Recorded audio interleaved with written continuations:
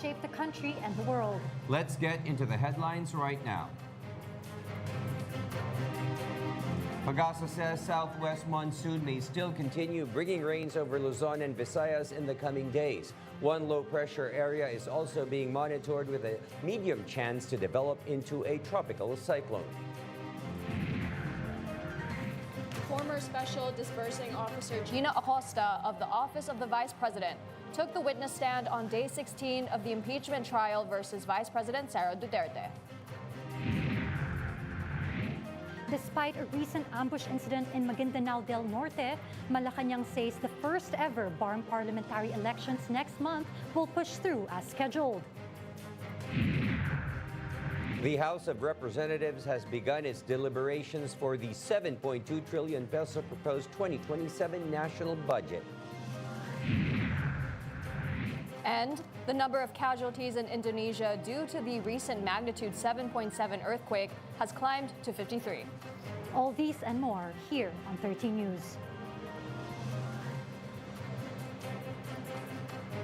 Amid continuing heavy rains brought by the active southwest monsoon or habagat, government agencies have stepped up their response efforts following the directive of President Ferdinand Marcos Jr.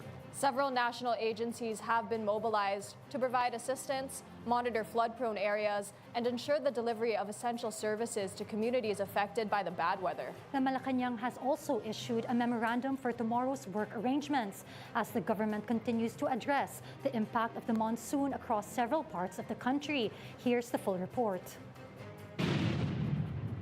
Heavy to intense rains continue to affect several parts of the country due to the active southwest monsoon or habagat. Amid heavy rainfall and flooding, particularly in Metro Manila, government agencies have heightened their response following the directive of President Ferdinand Marcos Jr. The Department of Social Welfare and Development, or DSWD, remains at the forefront of the government's calamity response. So far, the DSWD has distributed more than 1 million family food packs and nearly 700 million peso worth of assistance to affected families in several regions. More than 4 million family food packs are also prepositioned nationwide, along with 1.36 billion peso worth of food and non-food items on standby at DSWD disaster resource centers. Meanwhile, the Metropolitan Manila Development Authority, or MMDA, and the Department of Public Works and Highways, or DPWH, continue to monitor flood-affected areas while intensifying the clogging operations and maintenance activities at pumping stations. The MMDA has also coordinated with several malls to provide free overnight shelter and parking for stranded commuters. Malacanang has also directed government offices and schools in Metro Manila and 14 other provinces to shift to appropriate alternative work and learning arrangements tomorrow.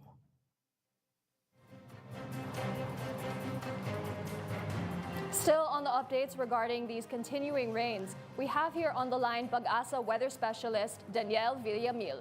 Good evening, Sir Daniel, and welcome to 13 News.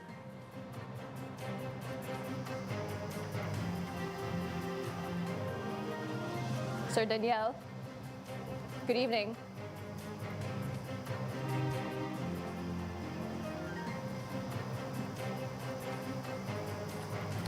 We will get back to you regarding this interview.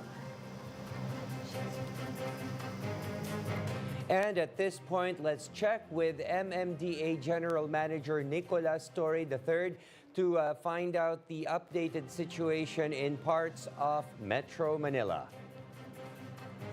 Yes, good evening, GM Torre, and welcome to 13 News. Thank you very much for giving us your time this evening, po. Magandang gabi, sir. Magandang gabi sa inyong mga taga-panood. Good evening, everyone. Yes, sir, first off, the San Juan River was reported to overflow earlier today po. Based on your monitoring, are there still impassable roads or major thoroughfares affected by the continuous rains? Yes, there are several roads still impassable, but the water is subsiding. But still, we don't advise motorists to gamble their chances in these areas, especially there in the areas of San Juan River, which had already overflowed this afternoon. So while it is receding, we would like to advise everyone if they can divert and use other roads, please do so. Okay, and sir, despite efforts to unclog waterways and employment of flood mitigation efforts, what do you think caused the floodings in parts of Metro Manila po? We would like to emphasize, no, that we are still looking at the possibilities, but the clogging is not at the priority right now. And as of the moment, we are looking at the fact that from 9 o'clock to 2 o'clock this afternoon, this today, we the science garden monitored 201 mm of rainfall in just 5 hours for a rate of 40 mm per hour. So to put it into context, Ondoy delivered Yes. 455 mm of rainfall in 24 hours for a rate of 20 mm per hour. So it's a bit that for 5 hours we have 44% of the 24-hour rainfall in Ondoy. And in what is most significant is that at 12 o'clock to 1 o'clock today, there was 76 mm of rainfall. That's 3 times the rate of Ondoy. So suffice it to say, the waterways were overwhelmed, and we observed a very rapid rise of water level, especially in San Juan River, resulting in the inundation of the roads, including the bridges that traverses it.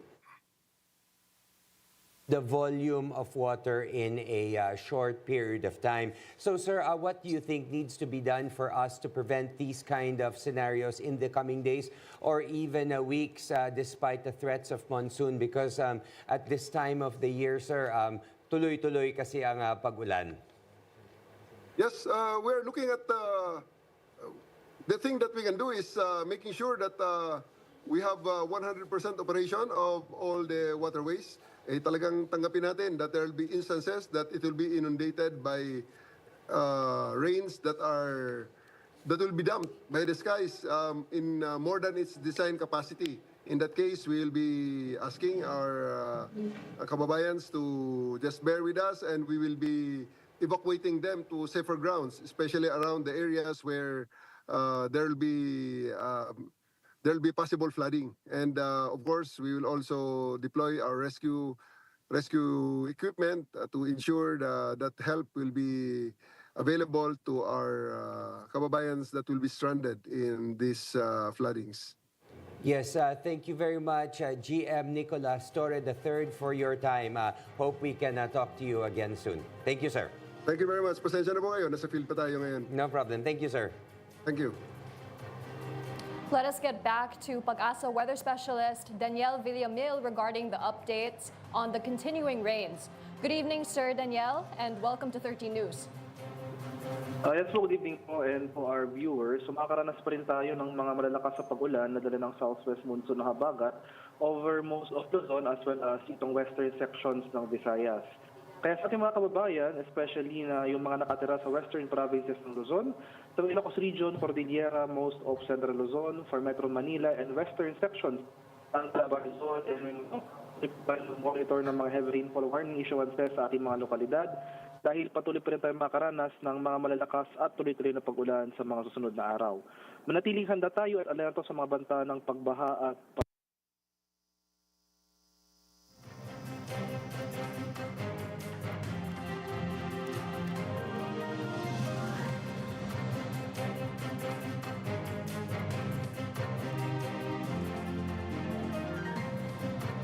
We will get back to you shortly on more updates. Persistent heavy rains and downpours prompted immediate class cancellations from preschool to college for tomorrow. Face-to-face classes are suspended in all levels in both public and private schools in Metro Manila and may opt for an alternative learning mode in areas of Caloocan, Manila, Marikina, Pasig, Mandaluyong, Navotas, Parañaque, Malabon, Quezon City, Valenzuela City, San Juan, Makati City, and Taguig.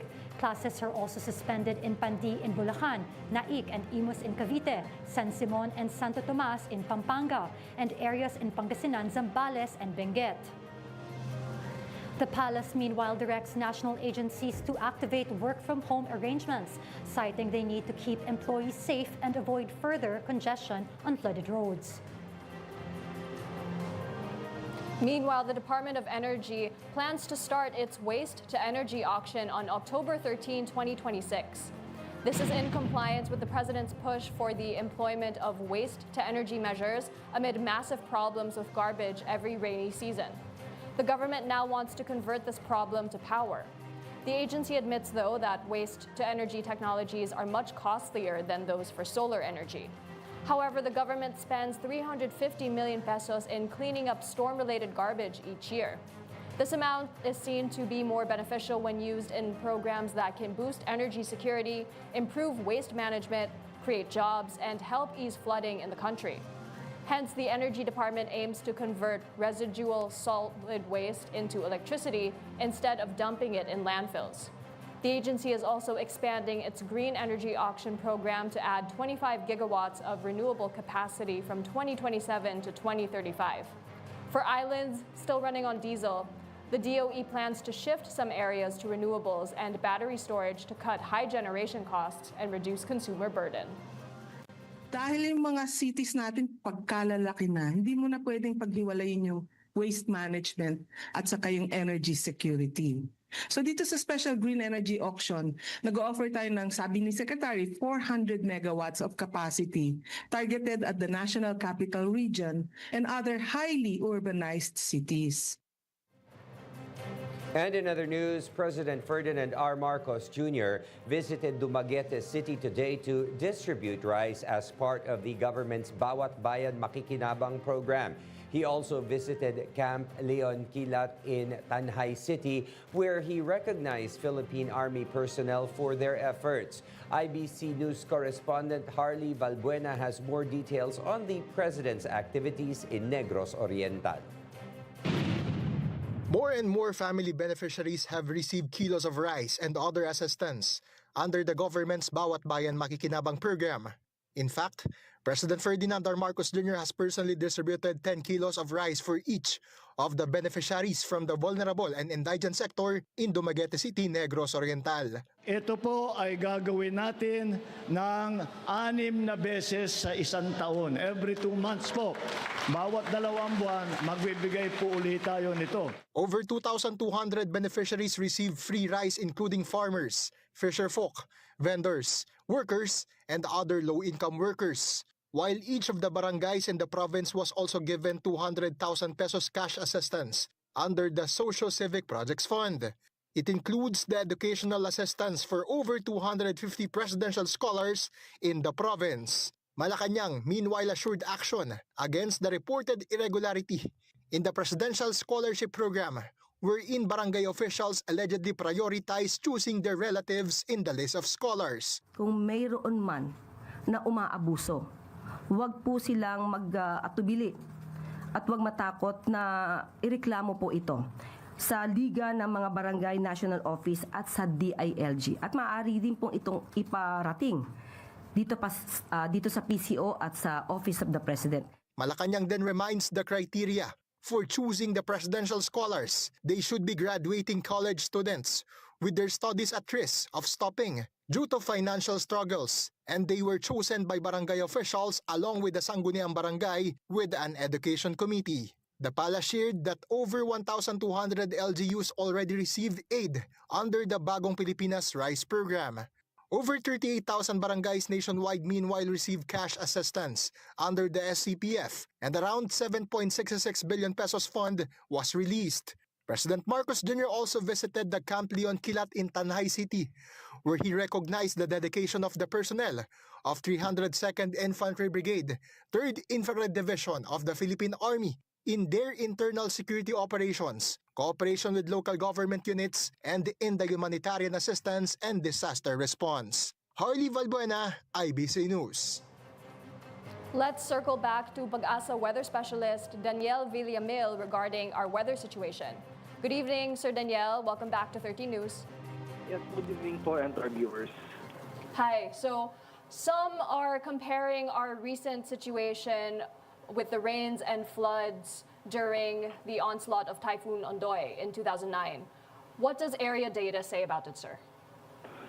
Well, for our data, nakapagtala po tayo ng 6-hourly rainfall starting from 8 a.m. to 2 p.m. this day, amounting to 202 millimeters. So, comparing to Ondoy, which has a 24-hour rainfall of around 400 millimeters or more than 400 millimeters, yun po ating comparison. No? So, isa pang magandang comparison ay yung ating monthly average rainfall, particularly over Science Garden Station here in Quezon City, which has a monthly rainfall of 568.5 millimeters. So around, yung mga pagulan na ating naranasan kanina ay around 50% of our average monthly rainfall here in Quezon City. And sir, what can we expect for our weather situation tomorrow? Malakas pa rin po na papatuloy po nating mararanasan yung mga malalakas sa pagulan na dala ng habagat towards the end of the week, cloudy conditions. Pero yung in terms of heavy rainfall, until Thursday pa po natin mararanasan ito sa Metro Manila. So beyond Thursday, possible na bawasan yung mga malalakas sa pagulan, pero regardless, cloudy conditions pa rin and may mga scattered thunderstorms throughout the day. Okay, thank you for your time, Sir Daniel Villamil.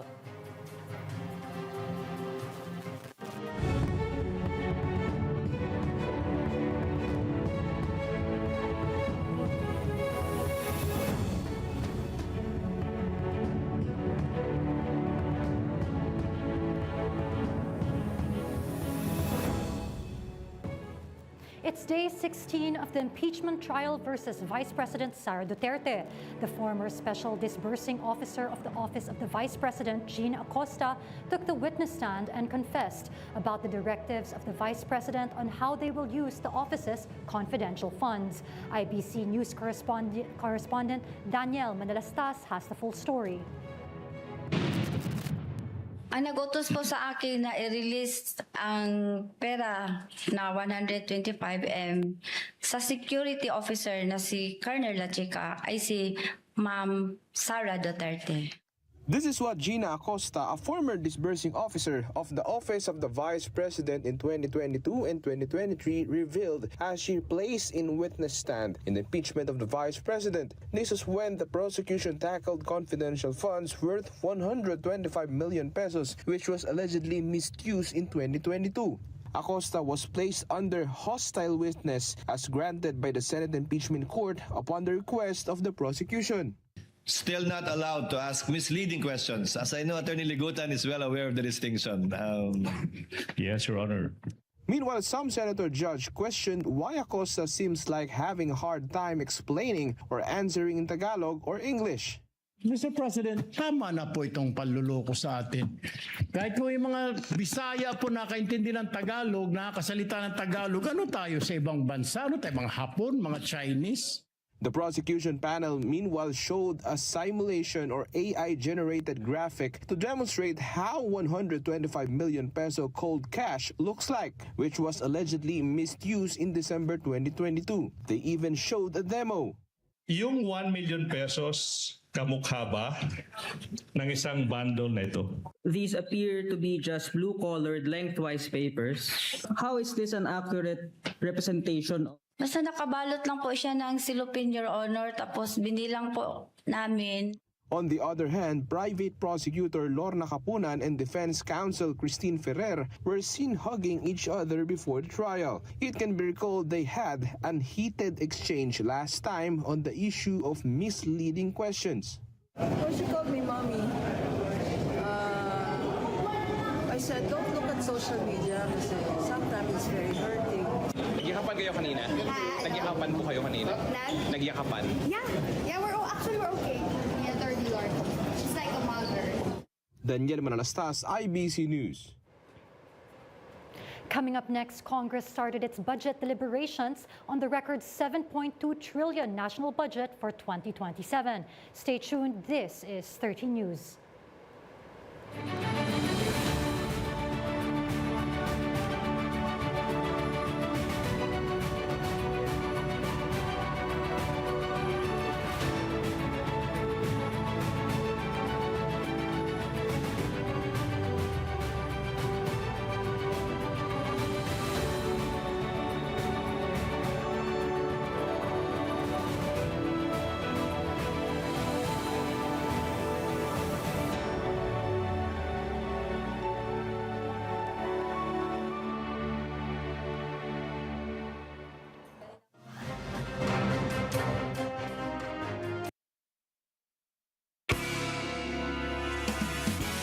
Pangarap mong maging milyonaryo? Sa PCSO Lotto, magkakatotoo.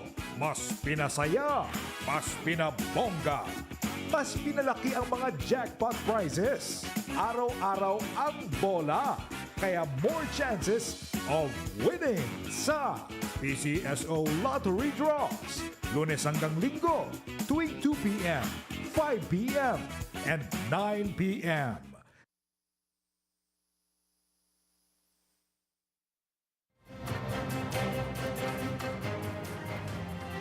The House's budget deliberations for the 2027 proposed national budget have begun. According to the Department of Budget and Management, a big part of this will be allotted for the ongoing and critical infrastructure projects in the country. Earl Tobias has the story.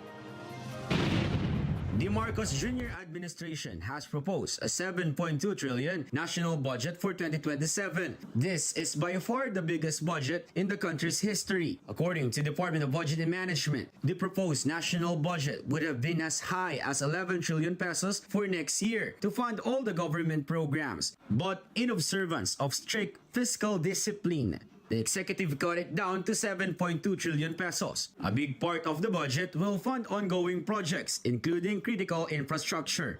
Pangunahin po sa aming naging evaluation yung implementation readiness ng bawat isang proposal, completeness po ng mga dokumento mula sa project profile, program of works, gayon din po yung tamang geotagging dahil dito po nakabatay yung ating layunin na masiguro na maiwasan o mawala po yung posibilidad na maging mga ghost projects muli po.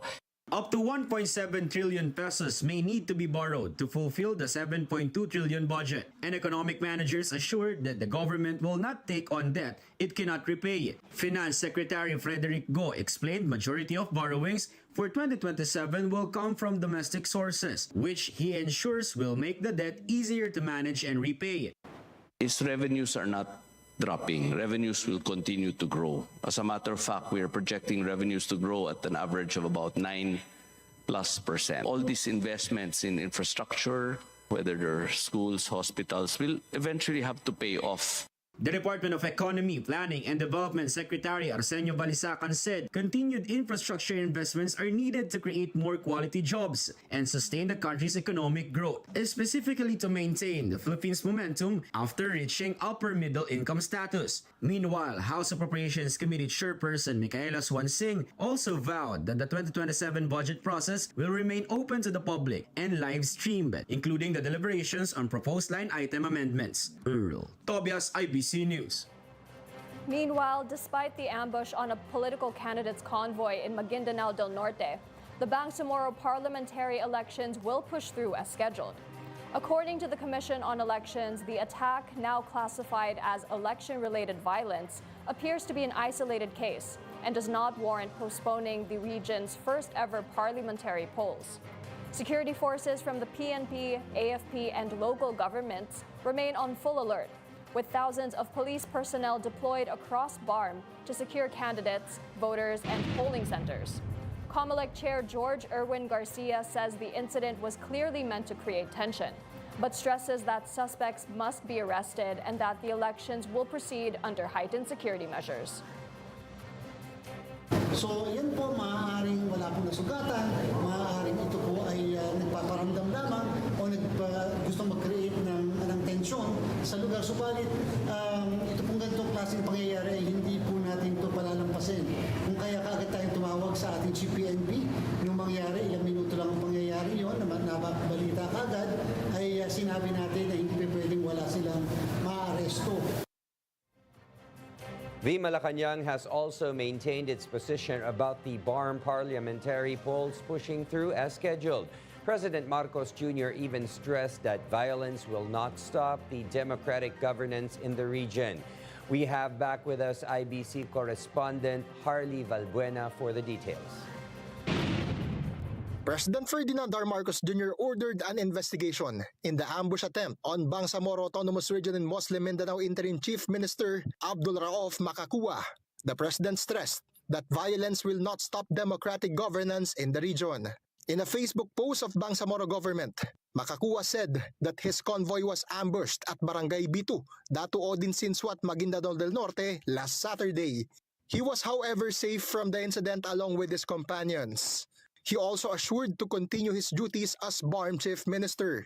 The palace meanwhile said that BARM parliamentary elections will still proceed as planned in September despite the incident. Katulad po ng nabanggit natin na mensahe ng Pangulo, hindi po ito makakapigil sa anumang balak na magkaroon ng tuloy-tuloy na pagbabago para sa pagkakaroon ng pamahalaang demokratiko sa komunidad ng BARM. Lanao del Sur 1st District Representative Zia Alonto Adyong condemned the ambush as he calls for justice and speedy resolution of the crime. Armed Forces of the Philippines also assured it will go after the perpetrators of the crime in coordination with the Philippine National Police, Commission on Elections, and other agencies. Harley Valbuena, IBC News.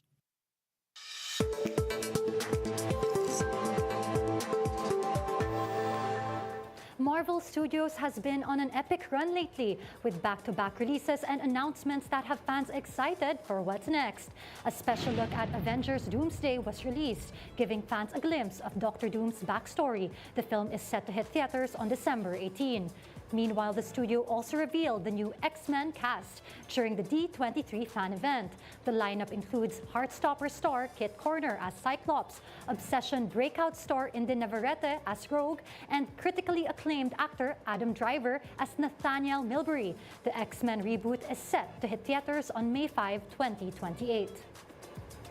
And the Marvel madness keeps getting crazier as Spider-Man brand New Day continues to break box office records. The film has recently surpassed $2 billion at the global box office, making it the first Spider-Man movie to reach the milestone. It has also become Sony's highest grossing film while joining the executive list of only 8 movies to surpass $2 billion worldwide. Brand New Day also set a new record for the biggest opening weekend in the North American box office, earning $360 million, beating Avengers Endgame $357 million opening.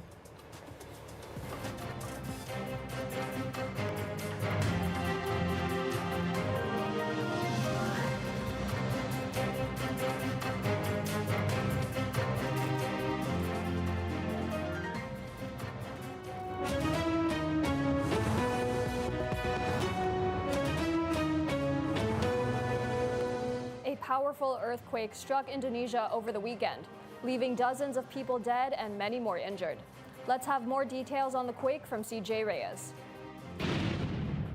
The province of East Nusa Tenggara in Indonesia has now been placed under a 14-day state of emergency. This comes after the damage and casualties caused by a recent magnitude 7.7 earthquake that jolted parts of eastern Indonesia on Saturday. Based on the authorities' ongoing response and monitoring, the number of casualties has climbed to 53, while more than 130 others are currently injured. The earthquake's epicenter was located just off the coast of Flores Island in East Nusa Tenggara, triggering small tsunami waves across parts of the region. More than 1,300 houses were severely damaged, along with dozens of public facilities, forcing the evacuation of more than 12,000 residents. The Indonesian government has distributed more than 50,000 aid packages, while the Air Force has deployed at least 3 aircraft to deliver relief supplies and personnel to affected communities. Rescue teams are also working around the clock to search for survivors. Although tsunami warnings have since been lifted, authorities are urging residents to remain vigilant and follow safety advisories. CJ Reyes, IBC News.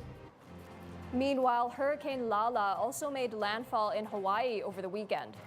Hawaii's Big Island was among the hardest hit areas, with multiple bridges washed away along a highway. The storm also brought snow to the summit of Mauna Kea, one of Hawaii's highest peaks. With maximum sustained winds of 120 kilometers per hour, Lala brought significant flooding to parts of Hilo Island.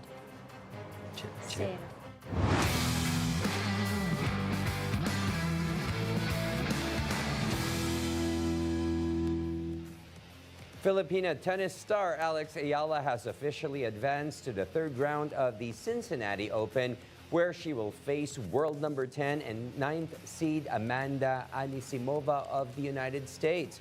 Ayala booked her spot after Romania's Elena Gabriela Ruz retired due to an ankle injury, wherein Ayala was leading 6-1 and 3-0 when rain suspended the match, and Ruz did not return after the 1-hour delay. Ayala will look to secure her 10th win against a top 10 player as her round of 16 match will commence tomorrow at 8:30 a.m. The Alas Pilipinas girls, meanwhile, made history by finishing 15th at the FIGB Volleyball Girls U17 World Championship in Chile, the Philippines' best ever finish in a volleyball world championship. The Philippines ended its campaign on a high note, defeating Czechia in 4 sets, 21-25, 25-22, 25-14, and 25-22. In Santiago, Sera Celis led the way with 25 points, while the Alas girls also reached the round of 16 after beating world number 8 Mexico and sweeping world number 20 Tunisia in the pool stage. And before we wrap up tonight's newscast, we bring you the results of the PCSO's 9 p.m. lottery draws. For the Mega Lotto 645, the winning numbers are 41, 1, 43, 30, 10, and 33, with a jackpot prize of 16,649,127 pesos and 40 centavos. For the Grand Lotto 655, the winning combination is 4, 20, 38, 3, 50, and 24, with a jackpot prize of 138,142,429 pesos and 9 centavos. For the 4D Lotto, the winning combination in exact order is 4, 8, 4, and 5. For the 3D Lotto, the winning numbers are 5, 8, and 0. And finally, for the 2D Lotto draw, the winning numbers are 31 and 5. There are no winners for the Mega Lotto 645 and Grand Lotto 655.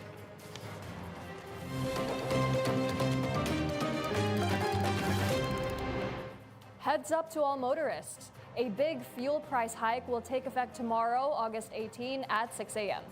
Diesel prices will go up by 3 pesos and 84 centavos per liter, while kerosene will see the biggest increase at 5 pesos and 1 centavo per liter. Meanwhile, gasoline will rise by 2 pesos and 49 centavos per liter. Tomorrow is also a chance to take a step back. Look at how far you've come and keep pushing forward, because August 18 is Never Give Up Day. It's a day to remind us that it's never too late to pick up where we left off, whether that means working towards a previously set goal or making a new one. So if there's something you've been putting off, maybe tomorrow is the day to give it another shot. And those were the latest from the IBC Newsroom this evening. I am William Thio. We'll continue to monitor the stories that matter and bring you updates as they develop. I'm Angela C. And I'm Gabrielle Lopez. This is 13 News, keeping you informed, and good night.